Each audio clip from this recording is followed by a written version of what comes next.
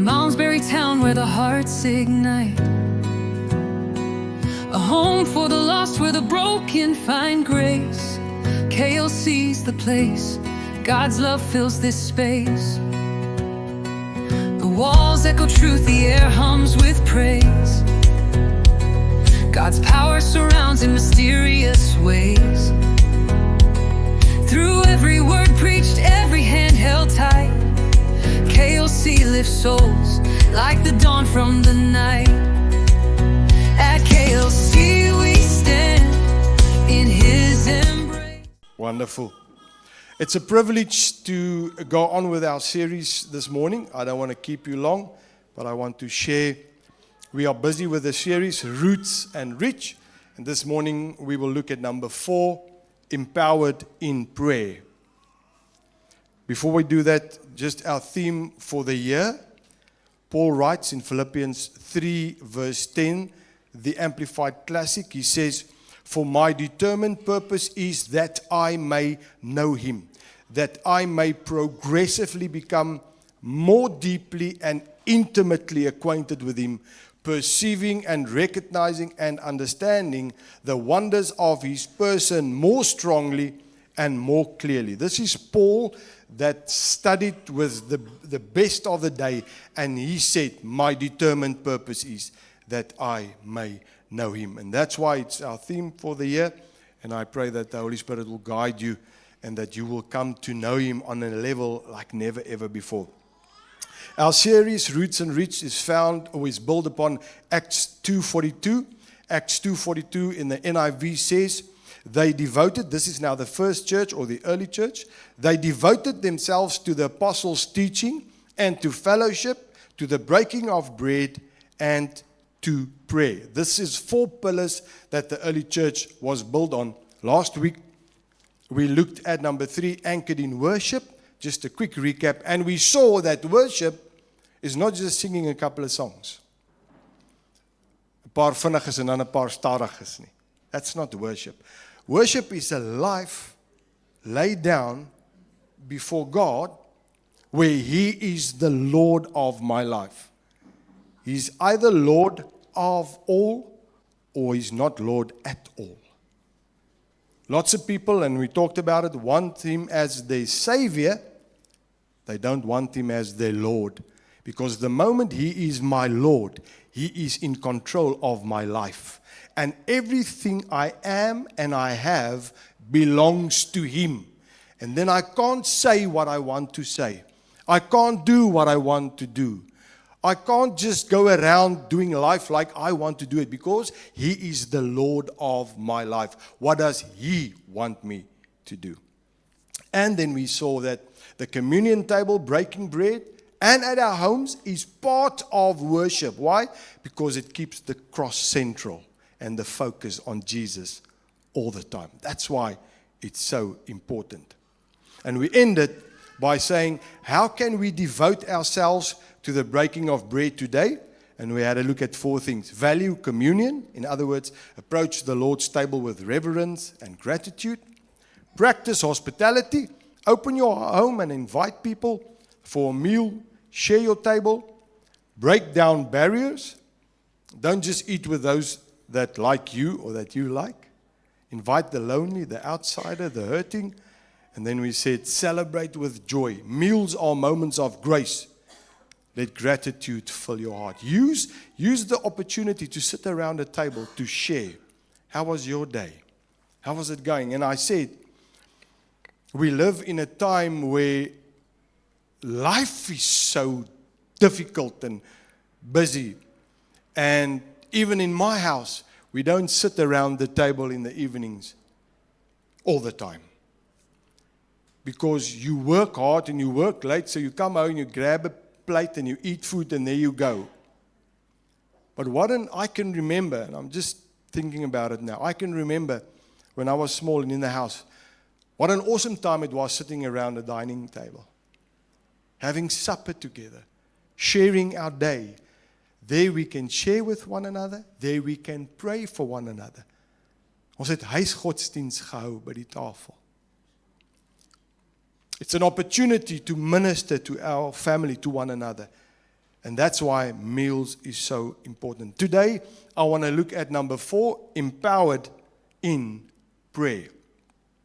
So let's read Acts 2:42 again. The early church, they devoted themselves to the apostles' teaching, to fellowship, to the breaking of bread, and to prayer.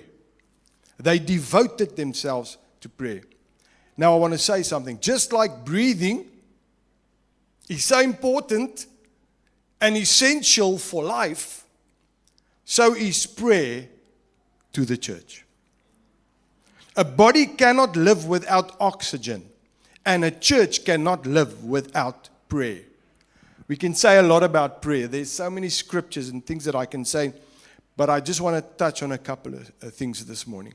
The early church devoted themselves to prayer. Prayer was not optional.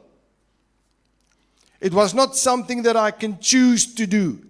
It was the church's lifeline, prayer. It was how they sought God's presence, His power, and His guidance. And it's so sad to think that we've come to a place where we don't need to pray. Because everything we need to know and what we want, we can find. You can find anything you want on social media, on the internet. Just ask ChatGPT. So in a world where we need nothing, it has never been so important to pray and to seek His face through prayer. So let's quickly have a look at prayer was the lifestyle of the church. Not an option, not something that sounds good. It was the lifestyle of the early church. They prayed while waiting for the outpouring of the Holy Spirit. Acts 1 verse 14, the Amplified says, all these with one mind and one purpose were continually devoting themselves to prayer, waiting together waiting together with a woman and Mary, the mother of Jesus, and with his brothers. They devoted, so they were together, they devoted themselves to prayer. They waited in prayer for the outpouring of the Holy Spirit. When they wanted to choose leaders, what did they do? They prayed when choosing leaders. It's not, this guy is quite popular. Oh yes, that guy, we sê hy die skool se lapa gebou. And I won't say anything more than that. They prayed when choosing leaders. Acts 1, verse 24 to 25. They prayed and said, you, Lord, who know all hearts, their thoughts, motives, desires, show us which of these two you have chosen to occupy this ministry and apostleship, which Judas left to go to his own place of evil. So when they had to appoint somebody in Judas' place, what did they do? They prayed. They asked, they said, Lord, you know the hearts of the people. You know the motives of the people. Show us who we must choose. They prayed when facing persecution. Acts 4, verse 23 to 31. Let's read a bit. After Peter and John were released, because they were put in prison because of spreading the gospel, after Peter and John were released, they returned to their own people and reported everything that the chief priests and elders had said to them. And when they heard it, they raised their voices together to God and said, O sovereign Lord, having complete power and authority, it is you who made the heaven and the earth and the sea and everything that is in them, who by the Holy Spirit through the mouth of our father David, your servant, said, why did the nations, the Gentiles, become arrogant and rage, and the peoples devise futile things against the Lord? The kings of the earth took their stand to attack, and the rulers were assembled together against the Lord and against the anointed, the Christ, the Messiah. For in this city there were gathered together against you your holy servant Jesus, whom you anointed, both Herod and Pontius Pilate, along with the Gentiles and the people of Israel, to do whatever your hand and your purpose predestined before the creation of the world to occur. And so without knowing it, they served you your own purpose. And now, Lord, observe their threats. So they were praying while facing persecution. Now, Lord, observe their threats. Take them into account and grant that your bondservants may declare your message of salvation with great confidence, while you extend your hand to heal, and signs and wonders, attesting miracles, take place through the name and the authority and the power of your holy servant and son Jesus. And when they had prayed, the place where they were meeting together was shaken, a sign of God's presence. And they were all filled with the Holy Spirit and began to speak the word of God with boldness and courage. They didn't sit in a corner and have a pity party about, oh, but they hit us. We were just sharing the gospel. They started to pray and they said, God, give us the boldness. We want to share. Let me tell you, if there ever was a time for Christians to stand for what they believe in, it is now. I don't know if you've heard what's busy happening in South Africa. And I want to be careful in how I want to put this. But there's actually no other way than saying some other clown has decided that they are busy with a bill that will make the church a state church in Southern Africa. What does this mean? All pastors must be registered. You will have a number. Everybody and anybody that will proclaim the gospel, it's got to be registered, but especially pastors and dominees and all of that. Then they will control what you preach. The moment you preach anything that they don't agree with, you can be suspended and even end up in jail. You can go Google it after the service. You'll get the lady that says this, that's in charge of this council. Because she says that nobody can speak to God and God speaks to nobody. This is now. So they've got this bill and then they want to put it into Parliament and then they want to make it a law in 2026. Now we must stand up and we must say, according to our constitution, we have the right to practice our religion freely. Because any other religion can do it, then we can do it. But if we don't stand up for what we believe in, while they were facing persecution, they prayed. So we can talk about it and we can moan about it. En ons kan vergaderings hou daaroor and nothing will happen. But the moment we come together and we pray together and we stand up, we'll take a stand against it. We'll have to take a stand. The time for being a Christian and not standing for what you're believing and saying is past. So this is not a bangmaak story. Last night I watched the video as this lady was proclaiming all of these things that she said. They prayed when sending missionaries. Acts 13 verse 2 to 3. While they were serving the Lord and fasting, the Holy Spirit said, set apart for me Barnabas and Saul, who was Paul, for the work to which I have called them. Then after fasting and praying, they laid their hands on them in approval and dedication and sent them away on their first journey. They prayed. It reminds me of Peter Ratte when he was here. Can you remember? He said, and we did this, and what did we do? We prayed. And we wanted to do this, and we didn't know how. What do? We prayed. And so that's it. And we think that, no, man, we can somehow do it. No. Let's get back to our roots and pray for every single thing. Prayer was not a side activity.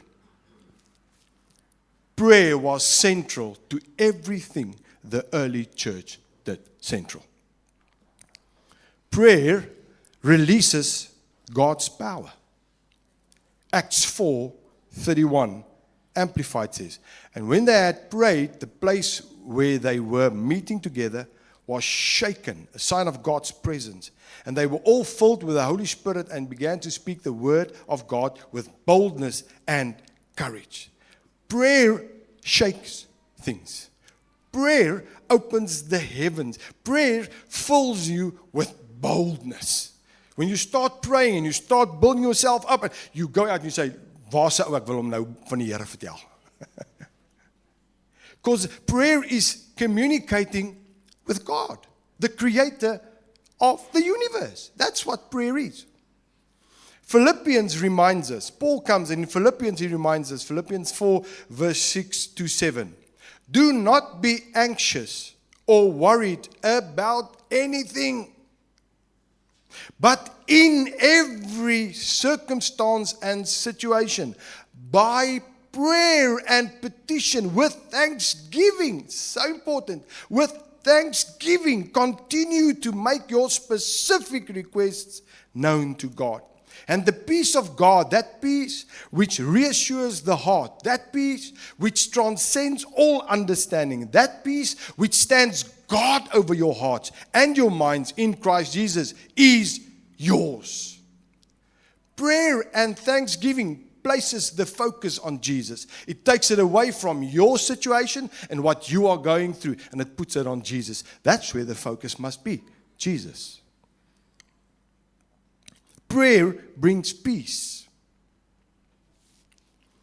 Prayer is our connection to God. It's like a lamp plugged in, but if you don't switch it on, the lamp will not burn, it will not shine. Prayer is that switching of the power, if you want to say it that way. Prayer is being intimate and having fellowship with God. That's prayer. Prayer builds unity and it advances mission. Often in Acts, we see they pray together. They pray together. The early church, they pray together. Prayer is corporate as well as private. Some people say, no, I don't want to pray. Prayer is corporate as well as private. Prayer unites believers.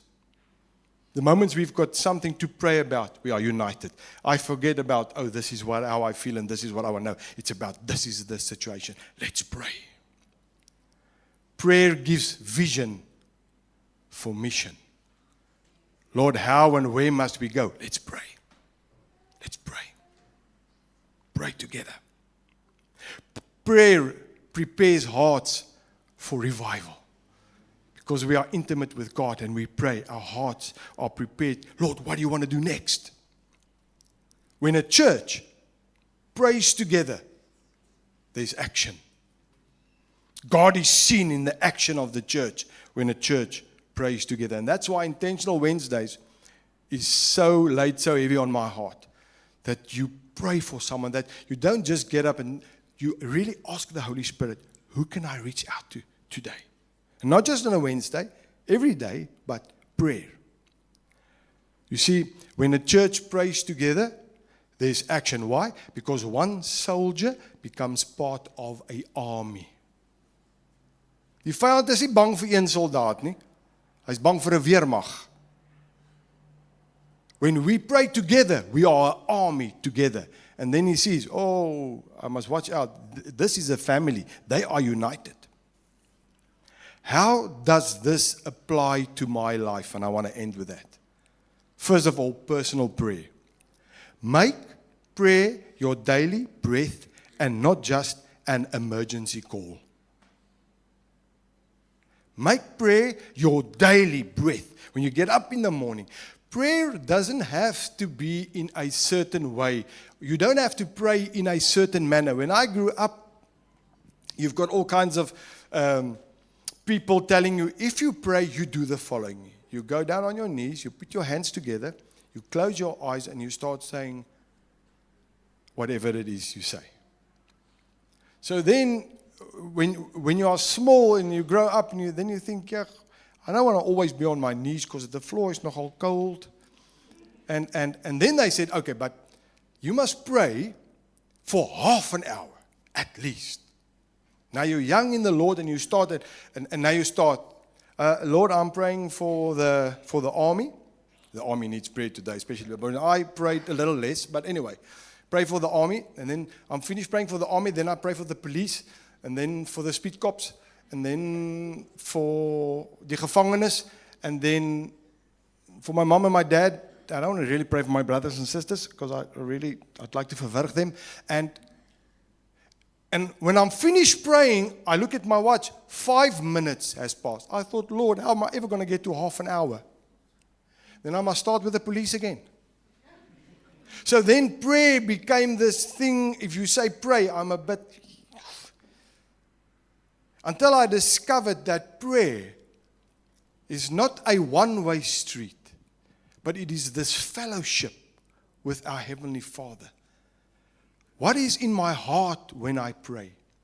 I had a guy come up to me in my previous congregation when I was pastor up at Leeuwenhoek, and he said he's battling with prayer.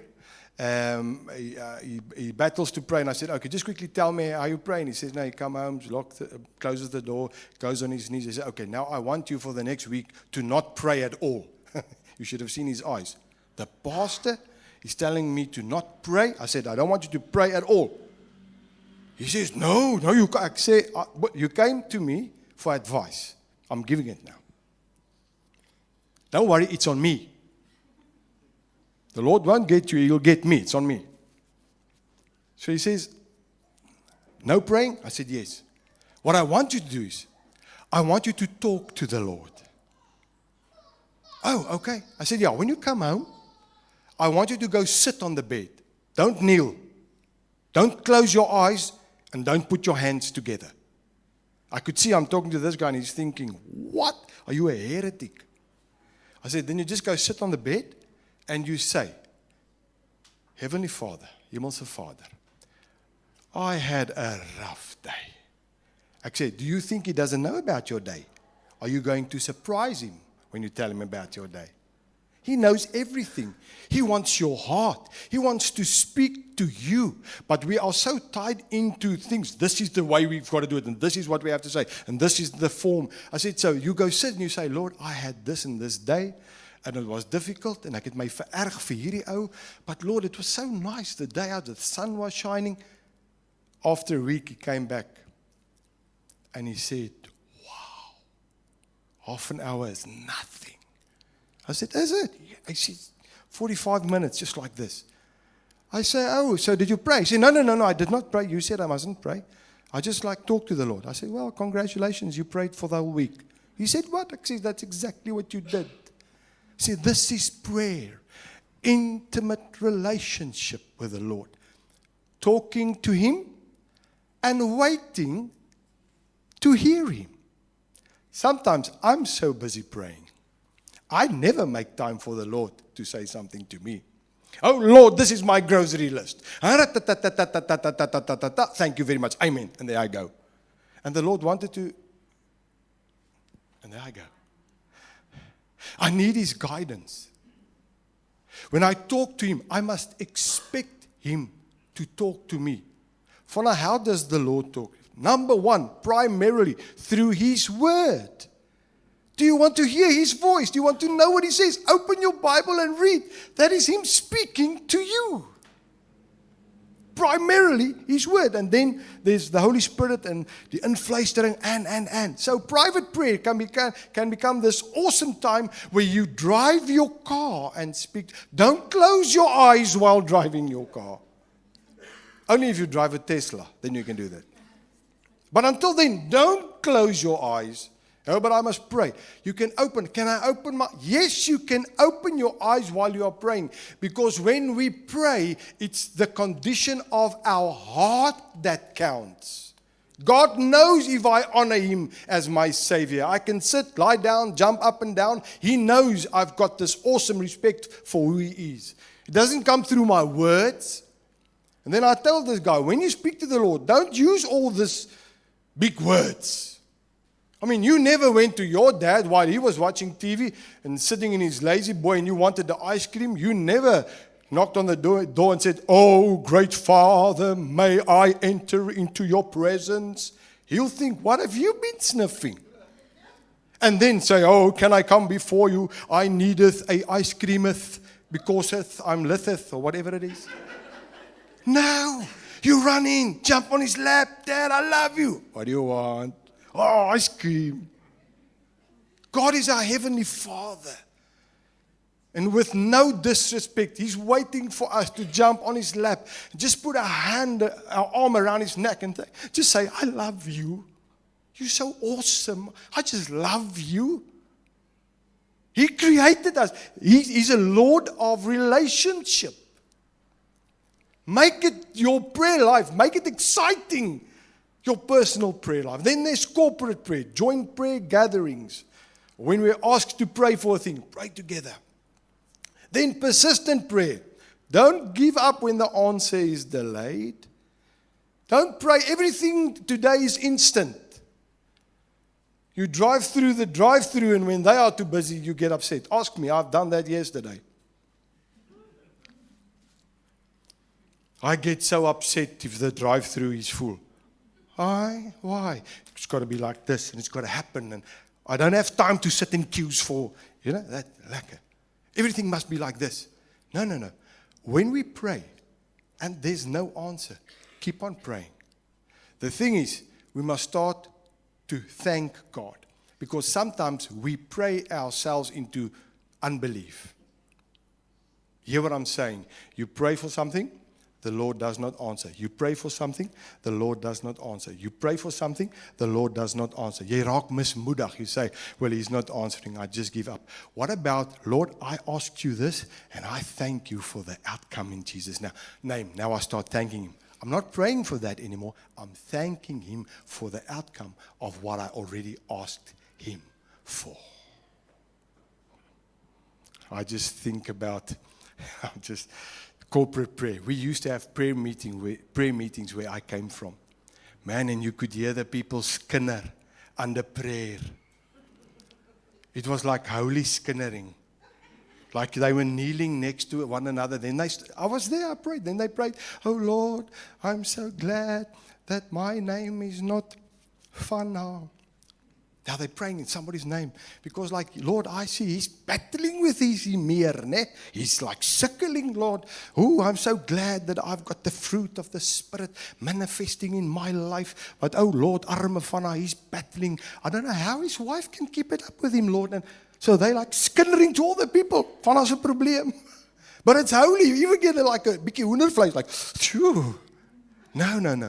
When we come before the Lord, it's this intimate, Lord, this is my brother, this is my sister, I'm praying for them. Persistent prayer. Keep on. They devoted themselves, the early church, to prayer. And then, number 4, expectant prayer. Pray believing that God will answer and that He will act. Expect something when we pray. Sometimes we pray and we don't expect anything. We need to expect something. Keep on and never ever forget to say thank you. Oh, there's nothing in life like saying thank you.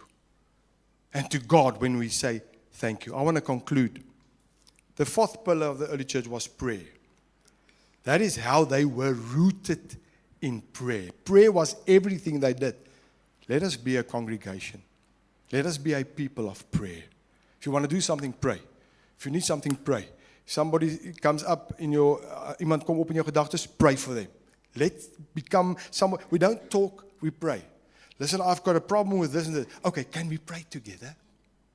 Won't that be awesome? I come to you and I say, I just want to tell you something about Anne. Can we pray for her? It immediately takes it. Now I can't skin her. Now I've got to pray. It's just awesome.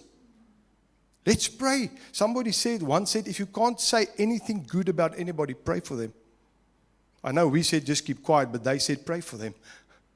I thought, wow, that's a nice thing. It'll change your attitude. So let us, like the first believers in the early church, devote ourselves to prayer. Pray for your wife. Pray for your husband. Pray for your children. Pray for your family. Pray for your church, your friends, your town, your country, the world. Pray, pray, pray. You want to say something quick? You're more than welcome. I just want to say, I just feel in my heart somebody needs to hear this. Prayer is something that you do, like Fana said, not just in the morning or at night or whenever you need something. Prayer is having a relationship with the Lord. Prayer is coming to Him to say, Lord, I need you. And Proverbs 16:3 says, roll your works upon the Lord. Commit and trust them wholly unto Him, and He will cause your thoughts to come agreeable to His will. You see, when you do that, what happens is you come to God in His presence. Like the scripture I had on there, said they came in God's presence. Because the moment you go into God's presence, it's not about you anymore. You see, because if you enter God's presence, you realize that I am nothing. I have nothing. I need Him. It's about Him. Being a Christian means that I'm laying my life down. So roll your works upon the Lord means to galal in the original language, in Hebrew. Galal is like, and I know I've said it too, but there's people needing to hear this today, is that I come before the Lord and I galal and I say, Lord, I'm battling. If you're struggling with certain things in your life, the answer is prayer. Because you see, what happens when you come to the Lord in prayer and you roll yourself the way you think it's supposed to be, the way you think your wife is supposed to be, or your boss, or the people around you, or your situation, it's not always what you think it's supposed to be. It's what He says it's supposed to be. So you see, when I come to God's presence and I kneel and I lay myself down before Him, everything I think it should be like, I come to Him and I say, Lord, renew my mind. What is your will in this circumstances that I'm in, this situation I'm in? What's your heart about this? What's the problem that I have with my wife? Lord, what is the answer to it? You see, becoming a Christian means that you don't have a life, you're laying it down. You become a servant. So if you come to the Lord with a problem with your wife, the Lord's going to exactly tell you what to do, and you're going to pay the price. Because you're going to become nothing, and the Lord will exactly through the Spirit tells you by your thought. It will always be agreeable to His word. But the Lord's going to instruct you, and then you'll have to go out and do exactly what the Lord has told you to do. And then things, when you get up and you do it, when you get into action after you've been in His presence, and we can't say, but Lord, I can't do this. Because you see, the moment you go into God's presence, you become bold. When you go into God's presence, you get confident. And then you act in His confidence and His boldness. You lay yourself down and you glorify Him by being obedient. And there's no way, I can tell you today, there's no way that when you come before the Lord and you've laid everything before Him and He answers you and you act on it, that your prayers will not be answered. Why aren't our prayers answered? Because we want it our way. You want things to work out the way you want it. God doesn't give you what He wants. He gives you what He knows is good for you. And what at the end will glorify Him, and we will benefit because we're walking in His ways. And His ways is always good. His mercy and His kindness and His goodness is always following us. So I want to tell you, if you don't pray, your life will not change. Because prayer is having a relationship, getting your instructions from what God wants for your life. And only in that, by being obedient and acting on God's word, you'll see a change. God will never not answer you. And God will never give you something that's not good. It's not always going to be what you want, but it will always be good because that's His heart. And I want to ask the church to get to that point where we're having a relationship. You can pray anywhere because it's a relationship. In your mind, pray and ask the Lord what you want. And keep quiet. Roll yourself, all your thoughts, your ways, and say, Lord, I'm listening. Help me to act on your will because we are called to be Christ manifest. And we need prayer every day of our lives. That's the answer. Pray, and you'll have the answer. Amen. Thank you so much. We're going, before we go to the communion table, just close out your eyes where you are sitting. Let's just pray together. Father, the early church devoted themselves to prayer. As Anne said, prayer is an intimate relationship with you. You wait for us every moment of every day to speak to us. We sometimes have an agenda, but Lord, this morning I want to come to you and say that we, as a church, want to devote ourselves to prayer. Private prayer, corporate prayer, persistent prayer. We just want to keep on expectant prayer. Thank you that in praying, we will hear from you.